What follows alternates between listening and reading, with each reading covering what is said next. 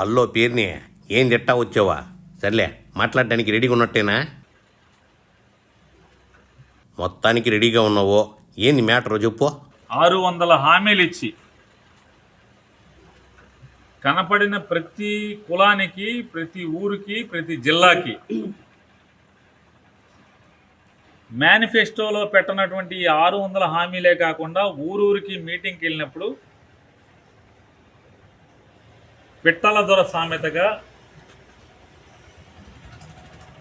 వేల సంఖ్యలో హామీలు ఇచ్చినటువంటి చంద్రబాబు నాయుడు బాబు అప్పట్లో అనేక హామీలు ఇచ్చి అమలు చేయలేదని చెప్తున్నా. ఆయన అట్ట అమలు చేయలేదనే కదా పేరుని జనాలు మీకు కుర్చీ ఇచ్చిందే. ఉదాహరణకి బందర్లో ఓట్లు అడుక్కుంటాకి, మా ఊరు ప్రజల్ని ఓట్లు అడుక్కుంటాకి బందర్ వచ్చి బందర్లో ఓట్లు అడుక్కుంటూ చెప్పినటువంటి హామీలు ఒక్కటంటే ఒక్కటన్నా అమలు చేసేవా? 3 సెంట్లు స్థలం ఇస్తానని 3 గజాలన్నా ఎవరికైనా ఇచ్చారా? బందరు పోర్టు 6 నెలల్లో పూర్తి చేస్తానని 5 ఏళ్లలో పూర్తి చేశారా? బందరు పోర్టు వాళ్ళు పూర్తి చేయలేదని చెప్తున్నా. బందరు పోర్టు సంగతి తర్వాత పేరుని అసలు ఈ 5 ఏళ్లలో రాజధాని ఏదో మీరు చెప్పగలుగుతున్నారా? బందర్కే కాదు రాష్ట్ర వ్యాప్తంగా కొన్ని వేల హామీలను ఇచ్చినటువంటి చంద్రబాబు నాయుడు ఆ హామీలన్నింటినీ కూడా తుంగలో తొక్కి ప్రజల్ని మోసం చేసినటువంటి చంద్రబాబు నాయుడు మేనిఫెస్టోలో ఇచ్చిన కానీ మేనిఫెస్టోలో ఇవ్వనటువంటి హామీలని కానీ అన్నీ కలిపి 99% హామీల్ని అమలు చేసినటువంటి జగన్మోహన్ రెడ్డి గారిని తప్పుపడితే, మీరు సిపిఎస్ దగ్గర నుంచి మద్య నిషేధం వరకు ఏ హామీ నిలబెట్టుకోలేకపోతే మీరేంది 99% హామీలు పూర్తి చేసామని చెప్తున్నారో? ఎన్నికల ముందు మాట ఇస్తాడు, ఓటు వేయించుకుని అధికారంకి వచ్చిన తర్వాత మోసం చేసేటువంటి గొప్ప గుణం ఉన్నవాడు చంద్రబాబు నాయుడు అనేది ఈ రాష్ట్ర ప్రజలు ఇవాళ నోరారా మాట్లాడుకున్నటువంటి మాట. మీ జగన్ కూడా ఎన్నికలకు ముందు ప్రజల్లో ఉంటాడో, ఎన్నికల తర్వాత పరదాల్లో ఉంటాడని టీడీపీ వాళ్ళు అంటున్నారుగా.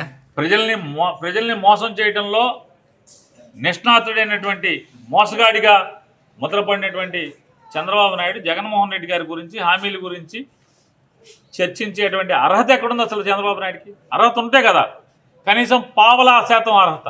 ప్రజల్ని నిజంగా బాబు మోసం చేసేవాడే అయితే అన్నేళ్ల పాటు సీఎం సీట్లు ఎట్టా కూర్చున్నాడు చెప్పు? బరి తెగించినోడు ఏమైనా ఇసురుతాడు, సవాల్ ఇసురుతాడు, ఏమైనా ఇసురుతాడు. గొడ్డలి పోటుని గుండెపోటుగా బరి తెగించి ప్రచారం చేసుకుంది ఎవరో అందరికీ తెలుసులే పేరుని. నిర్లజ్జగా, నిర్దయగా ఎన్టీ రామారావుని కూలదోసి వెన్నుపోటు పోసినటువంటి వాడు చంద్రబాబు. నిజంగా ఎన్టీ ఓండి ఎన్నుపోటు పొడిస్తే నందమూరి కుటుంబం అంతా ఆయనంటే ఎందుకుంటుంది? 14 ఏళ్లలో కనీసం ఒక్కటంటే ఒక్కటి ఇది చంద్రబాబు పథకం. ఎన్టీ రామారావుకి పథకాలు ఉన్నాయి, రాజశేఖర రెడ్డి గారికి పథకాలు ఉన్నాయి, జగన్మోహన్ రెడ్డి గారికి పథకాలు ఉన్నాయి. చంద్రబాబుకి ఒక్కటంటే ఒక్క పథకం ఏమైనా ఉందా? తన 14 ఏళ్ల పరిపాలనలో తను ముద్రేసుకున్న ఒక్క పథకం కూడా ఈ రాష్ట్ర ప్రజలకు అందించిన వాడు. బాబు పేరు చెప్పగానే డ్వాక్రా సంఘాలు, హైటెక్ సిటీ గుర్తొస్తాయి. నువ్వేంది ఒక్క పథకం కూడా గుర్తుకు రాదని చెప్తున్నావు? మేము చేతులు మడత పెట్టదాక, వైఎస్ఆర్ కాంగ్రెస్ పార్టీ జెండా మోసేవాడు చేతులు మడత పెడతాకి మా చేతిలో పని అయితే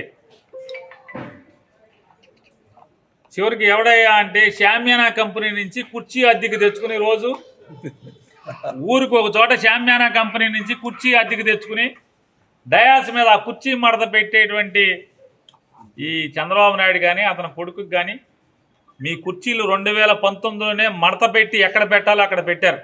2014లో మీరు కుర్చీ కోసం వెళ్తే కూడా ప్రజలు మిమ్మల్ని మడత పెట్టారుగా.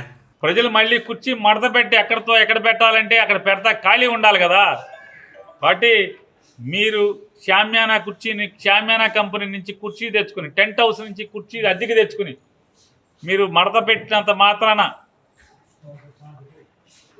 కాబట్టి ప్రజలు ఇప్పటికే మరొకసారి మీ కుర్చీ మడత పెట్టి ఎక్కడ పెట్టాలో అక్కడ పెట్టడానికి సిద్ధంగా ఉన్నారు. ఏంది పేరు నువ్వు అట్టా భవిష్యత్తు చెప్తున్నావు? నీ టికెట్ కూడా జగన్ మీ కొడుకు ఇచ్చేసరికి ఇట్టా జాతకాలు నేర్చుకుంటున్నావా ఏంది?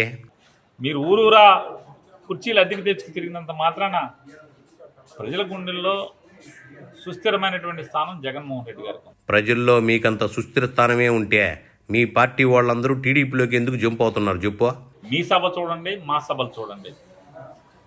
మీ ఖాళీ కుర్చీలు మడతెట్టి ఎక్కడ పెట్టాలో ముందే చూసుకోండి. ఇదిగో పేరునే వాళ్ళు కూడా మందు బిర్యానీలు పెట్టి ఫ్రీ బస్సులు పెడితే ఇంతకంటే ఎక్కువ మందే జనాలు వస్తారు. అర్థమైందా? నువ్వు ఇంకా బయలుదేర్చామే.